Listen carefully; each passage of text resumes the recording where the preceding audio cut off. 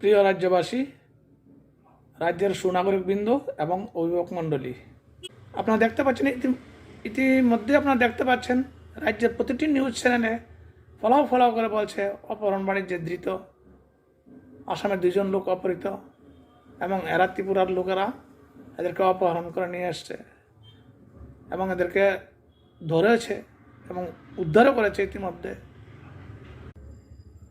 রাজ্য প্রশাসনের তৎপরতায় এবং ওনাদের একগ্রতা জন্য আজ অপহৃত 2 জন উদ্ধার হয়েছেন। তাই আপনাদেরকে রাজ্যবাসীর পক্ষ থেকে অনেক অনেক ধন্যবাদ জানাই। কাজেই আপনাদের কাছে আমার একটা অনুরোধ থাকবো যে আপনারা আপনাদের ছেলেমেয়েদেরকে একা কোথাও পাঠাবেন না, আপনারা নিয়ে আসবেন এবং নিয়ে যাবেন। যে কোনো সময় অপহরণ হতে পারে, যে কোনো সময় আপনার ছেলে মেয়ে অন্য কেউ কিডন্যাপ হতে পারে।